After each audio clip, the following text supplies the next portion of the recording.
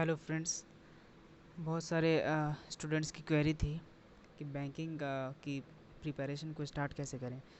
अभी मैंने recently banking exam अपने पहले अटेम्प्ट में क्लियर किया है, तो मैं आपको अपने छोटे एक्सपीरियंस से बता सकता हूँ कि जो फ्रेशर्स हैं जो अपनी प्रिपरेशन इस साल के लिए शुरू करेंगे वो कैसे करें। तो मैं थोड़ा जल्दी बताता हूँ आपको। देखिए, बैंक में 2 एग्ज़ाम होते हैं, प्री फिर मेंस होता है। प्री में 3 सब्जेक्ट आते हैं, रीजनिंग, मैथ्स और इंग्लिश। रीजनिंग 35 मार्क्स के 35 क्वेश्चंस, मैथ्स 35 मार्क्स के 35 क्वेश्चन, ठीक है। और इंग्लिश 30 क्वेश्चन रहते हैं 30 मार्क्स के। तो शुरुआत करते हैं इंग्लिश से।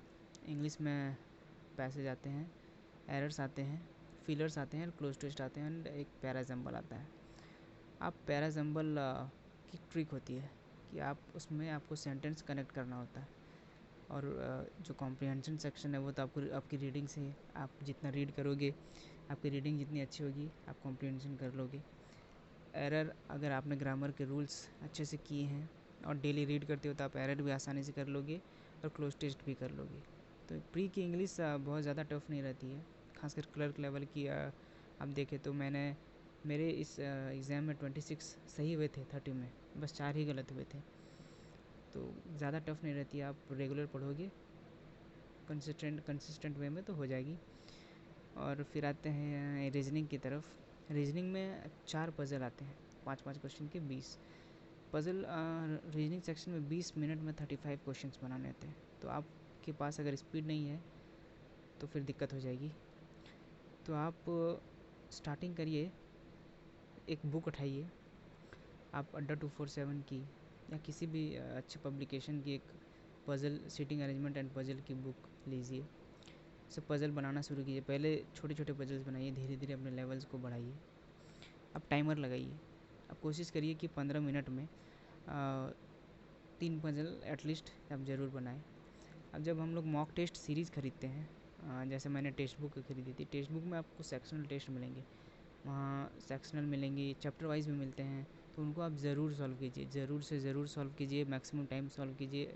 अड्डा 247 में डेली क्विज आती है, उसमें पजल रहते हैं, आप उसको सॉल्व कीजिए। वहाँ पे आप अगर किसी चीज़ को ऑनलाइन बनाते हैं तो वहाँ पे आपकी स्पीड ऑटोमेटिक बढ़ती है, दिमाग ओपन होता है, जल्दी सोचने की शक्ति ये आती है, हम जल्दी सोच सकते हैं क्वेश्चन को, स्पीड बढ़ती है, एक्यूरेसी आती है। तो आप ऑनलाइन बनाइए। 20 नंबर के पज़ल हो गए। अब पज़ल तो स्पीड पे है, बाकी 15 में जैसे कि इनइक्वालिटी आती है, सिलोगिज़म आती है, कोडिंग डिकोडिंग। तो आप इनको कोई अच्छे से बुक उठाइए, आप इन टॉपिक को अलग अलग करके सॉल्व करिए। इनके कॉन्सेप्ट छोटे छोटे कॉन्सेप्ट हैं, सिलोगिज़म के छोटे कॉन्सेप्ट है, कुछ कुछ इनइक्वालिटी आप सीखिए, बहुत आसान है। 15 आप इन बाकी के 15 में 15 ले सकते हैं। उसके बाद और जब भी आप एग्ज़ाम अटैम्प्ट करो ना, तो सबसे पहले इन 15 को बनाओ, उसके बाद फिर पजल पे आओ, ताकि आप टाइम वेस्ट ना करो और आप अच्छे मार्क्स स्कोर कर पाओ। बाद फिर आते हैं मैथ्स में। मैथ्स में 6-7 बॉड मास रहते हैं, नंबर सीरीज़, क्वाड्रेटिक बहुत ज़रूरी है प्री के लिए खासकर।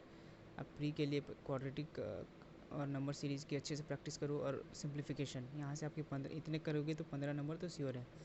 और 2 DI आते हैं, 10 क्वेश्चन। अब DI की प्रैक्टिस करो। और मैथ्स के लिए मुझे लगता है कि पहले आप RS अग्रवाल की जो बुक है उसको अगर आप सॉल्व कर लेंगे अच्छे से तो आपका कवर हो जाएगा। उसके बाद आप मॉक बनाइए, मॉक में आपको अच्छे अच्छे क्वेश्चंस मिलेंगे, स्पीड बढ़ेगी। 20 मिनट में 35 क्वेश्चन बनाना होते हैं, आपको स्पीड होनी ही चाहिए, आपकी स्पीड होनी ही चाहिए। तो आप मॉक बनाइए। और शुरू में मॉक्स में अगर कम नंबर आए ना तो डिप्रेस नहीं होइएगा, खुद को इम्प्रूव करिए डेली। मार्क्स मत देखिए, पहले इम्प्रूव करना सीखिए खुद को, धीरे धीरे मार्क्स खुद ब खुद बढ़ जाएंगे। और इस तरह से आप धीरे धीरे रेगुलर कंसिस्टेंट वे में आप अगर करोगे तो आप ज़रूर सक्सेस होगे। तो इस वीडियो में मैंने प्रीलिम्स की स्ट्रेटजी बताई आपको। अब अगले वीडियो में मैं आपको मेंस की स्ट्रेटजी बताऊंगा। आपको अपने टेलीग्राम चैनल में PDFs भी दूंगा मेंस के लिए, और कुछ सजेस्ट भी करूंगा बढ़िया चीज़ें, जिससे मेंस में आपको आसानी होगी। आप प्रीलिम्स फॉलो करिए, कमेंट सेक्शन में अपने बताइए कैसा लगा आपको, और लाइक कीजिए, शेयर कीजिए, सब्सक्राइब भी कर दीजिएगा, मैं आपको गाइड कर पाऊँगा। Thank you.